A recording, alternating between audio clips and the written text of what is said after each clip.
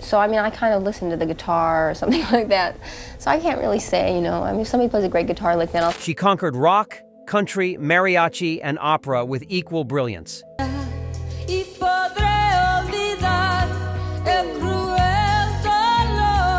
Linda Ronstadt's voice has been called the most technically perfect in popular music by critics and fellow artists alike.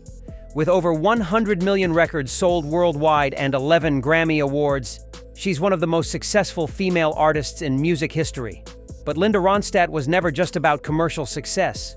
Behind that crystalline voice and those penetrating eyes was a musical purist who sought out the very best artists of her generation. Some of my friends. She collaborated with legends, discovered unknowns, and wasn't afraid to call out phonies in the music business. From her early days with the Stone Ponies to her final performances before Parkinson's disease silenced her voice, Linda maintained fierce standards about who deserved her respect and who didn't. She formed deep musical bonds with some artists while publicly feuding with others who didn't measure up to her exacting standards. Industry insiders have long whispered about Linda's private opinions on her fellow musicians.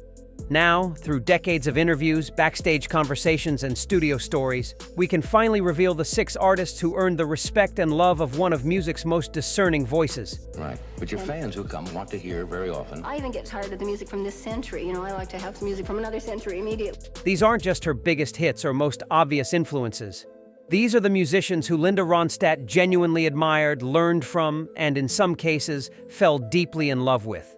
Number 1 on this list will shock you. It's an artist most people would never connect to Linda, but their relationship changed both of their lives forever. 6. Neil Young. Our countdown begins with the godfather of grunge himself, Neil Young. This partnership seemed unlikely from the start. Times are all gone, then I'm bound for moving on. Neil was the unpredictable rocker who changed musical directions with every album. Linda was the perfectionist who spent months crafting flawless vocal arrangements. But sometimes opposites create the most beautiful music. Well, who knew? I mean, again, Neil, you know, is one of the moodiest guys. He's got to watch around. Their connection began in the early 1970s when Linda was looking to move beyond her folk rock roots. She had heard Neil's Heart of Gold and was struck by his raw vulnerability, something she felt was missing from much of the polished California rock scene. Producer Elliot Mazer, who worked with both artists, witnessed their first studio meeting. He described Neil as initially skeptical of Linda's pop success, questioning whether she had the authenticity for serious rock music. Linda, never one to back down from a challenge, responded by delivering a stripped-down version of Love is a Rose that left Neil speechless. What Linda loved about Neil was his complete indifference to commercial expectations. While other artists chased radio hits, Neil followed his artistic instincts, even when they led him into experimental territory. Session musicians who worked with them described how Neil's unpredictable guitar work pushed Linda to be more spontaneous in her vocal delivery. Their collaborations were sporadic but always meaningful. When they worked together, Neil's jagged guitar textures created perfect contrast to Linda's smooth vocals. Sound engineer Tim Mulligan recalled sessions where Linda would spend hours studying Neil's phrasing, trying to incorporate his conversational style into her own, more formal approach. The respect was mutual. Neil once told Rolling Stone that Linda was one of the few singers who could make any song sound like it mattered. Coming from an artist known for his brutal honesty, that was high praise indeed. 5. Emmylou Harris. At number 5, we have the woman who became Linda's closest musical confidant, Emmylou Harris. When these two perfectionist vocalists joined forces with Dolly Parton for the Trio project, they created one of the most critically acclaimed collaborations in country music history. Linda and Emmy first met during the recording of Emmy's 1975 album Elite Hotel. Linda had been brought in to sing background vocals, but their voices blended so naturally that producer Brian Ahern kept adding more harmony parts. By the end of the session, what was supposed to be simple backup vocals had become a full partnership. What drew Linda to Emmy was her scholarly approach to traditional music. While Linda was known for her technical precision, Emmy brought deep knowledge of folk and country traditions. Musicians who worked with both described how Emmy would arrive at sessions with historical context for every song. Who wrote it, who recorded it first, what it meant in its original context. Their trio sessions were legendary for their attention to detail. Engineer George Massenburg documented how the three women would spend entire afternoons perfecting a single harmony, with Linda often serving as the musical director.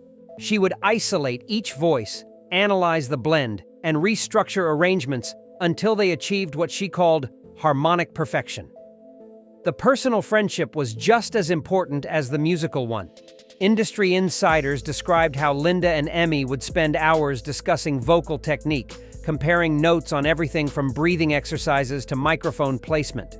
Backup singers who toured with them recalled late-night conversations where they'd dissect the vocal approaches of everyone from Patsy Cline to Joni Mitchell.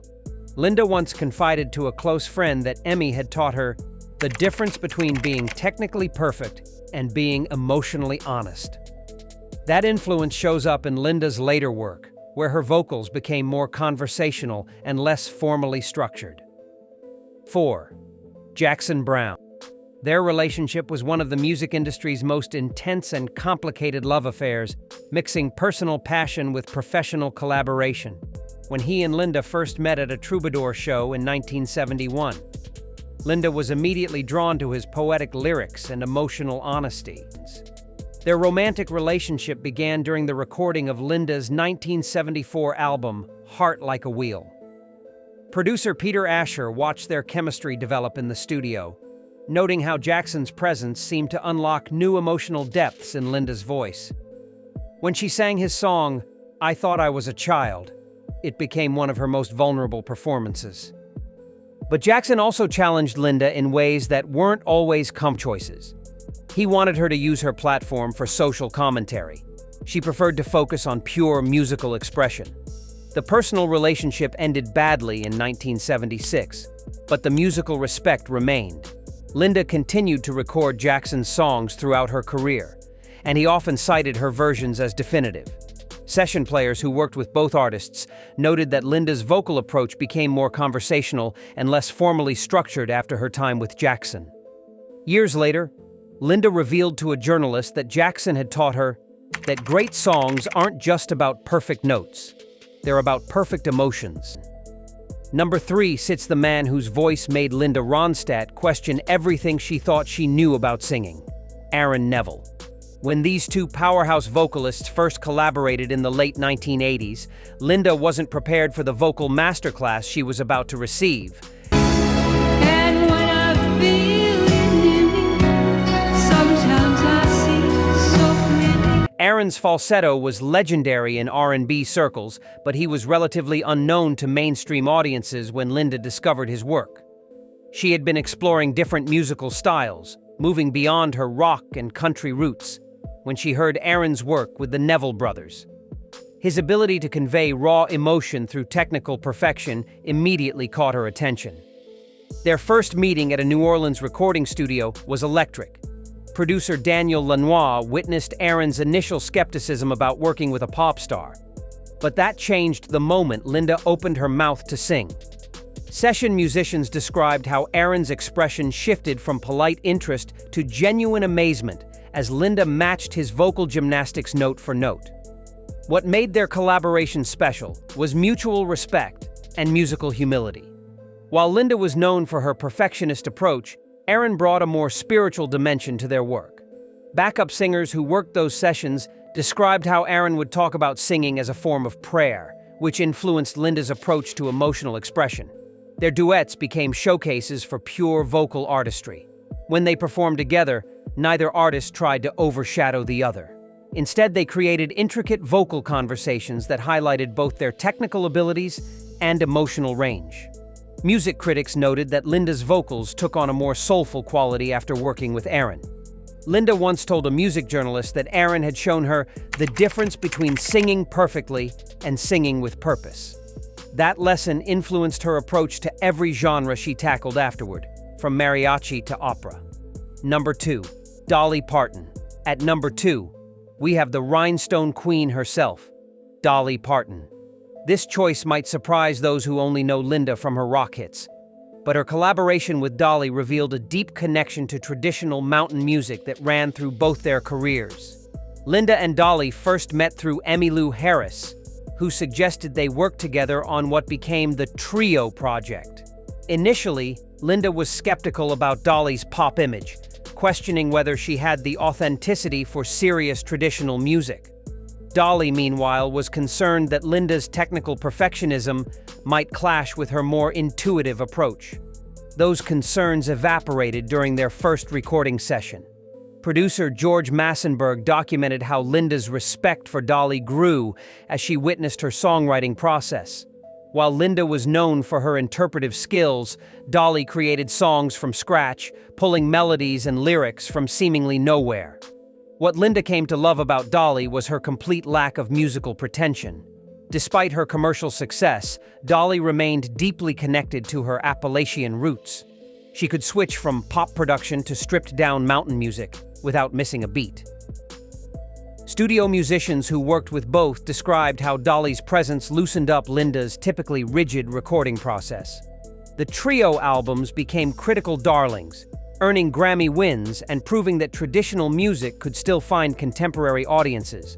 But more importantly for Linda, working with Dolly reconnected her to the folk traditions that had first inspired her to sing. Linda once revealed to a close friend that Dolly had taught her that being commercially successful and artistically pure aren't mutually exclusive. That lesson influenced Linda's later career choices, helping her feel comfortable exploring mariachi and opera without worrying about maintaining her rock credibility.